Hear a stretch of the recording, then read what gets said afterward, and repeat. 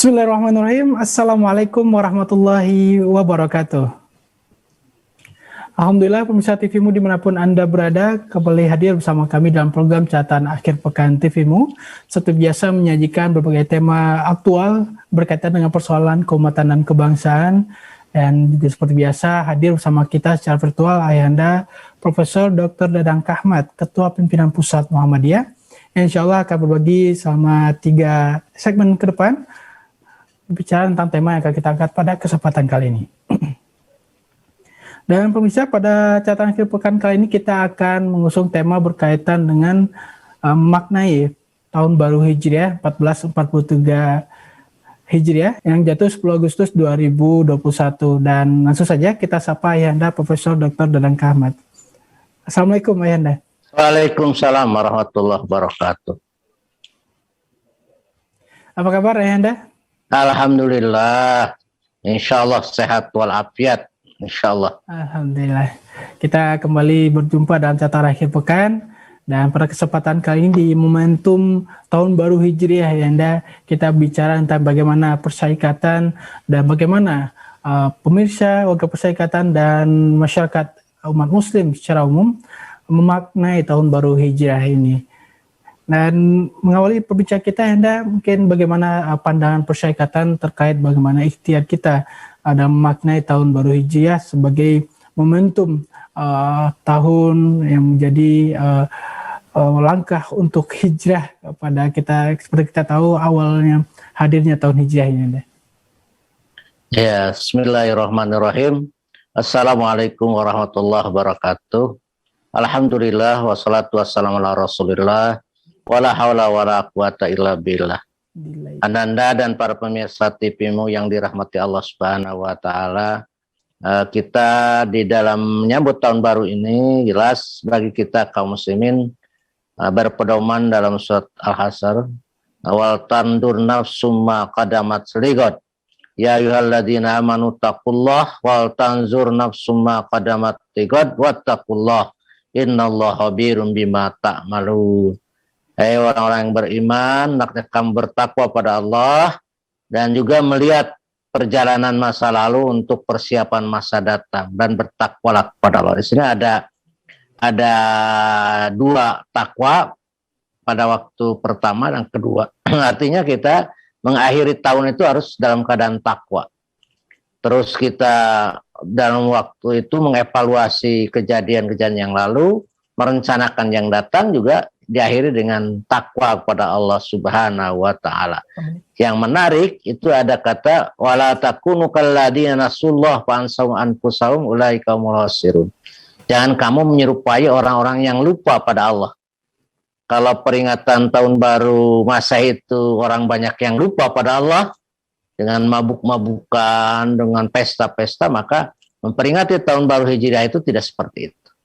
Kita harus bahkan tambah menyadarkan diri kita bahwa hilanglah waktu 1 tahun. Kita menghadapi sisa umur. Kata Nabi, jadilah orang cerdas yang mempersiapkan sisa umur ini dengan persiapan-persiapan untuk pulang ke alam akhirat. Ya. Itu yang disebut orang cerdas itu.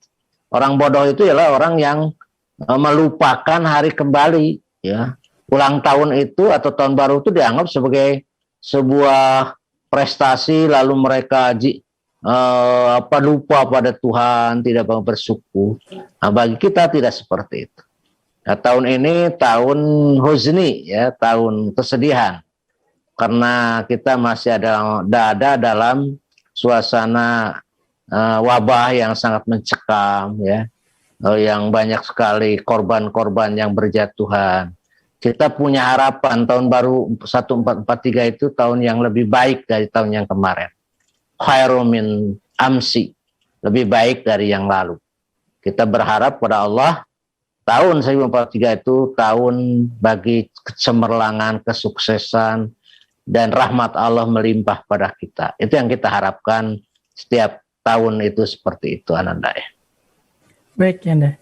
Alhamdulillah kita dipertemukan kembali tentunya di bulan 1 Muharram ini untuk di tahun baru Hijriah ini berkaitan dengan tentu bagaimana kita memaknai tahun hijrah ini sebagai momentum hijrah, baik itu secara substansi, bagaimana secara historis kita bisa melihat bagaimana hijrahnya Rasulullah, dan mungkin secara spiritual kita juga bisa melihat bagaimana menjadikan momentum hijrah ini ya Anda, berkaitan hijrah secara spiritual, dan tentu seperti yang Anda sampaikan kita berada di tahun-tahun kesedihan seperti saat ini Anda.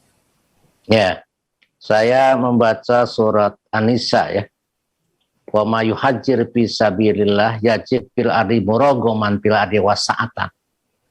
Barang siapa yang berhijrah di jalan Allah, maka akan Allah sediakan di bumi ini rizki dan barokah yang muraghaman kasiratan wasa'atan, banyak dan luas. Jadi saya kira ini satu satu stimulan pada kita untuk kita maulah berhijrah, mau pindah dari sesuatu keadaan-keadaan lain, dari satu tempat ke tempat lain, kalau memang tidak memungkinkan di daerah itu untuk tinggal ya. Saya kira ini pelajaran yang sangat berharga. Terus yang paling berharga kembali, Ananda ya, ini masih ada waktu. Kenapa tahun baru kita dari hijrah, bukan dari kelahiran Nabi? Kalau Al-Masih kan Masehi dari kelahiran Nabi Yesus. Benar. Terus Buddha juga dari kelahiran Nabi. Terus ada Cina juga dari kelahiran. Semua dari kelahiran. Tapi kita Islam tidak kelahiran dari. Itu adalah pelajaran bagi kita bahwa Nabi Muhammad itu jangan dijadikan sebagai kultus yang terlalu sehingga kita mengagungkan, menyamai Allah ya, menyamai Tuhan.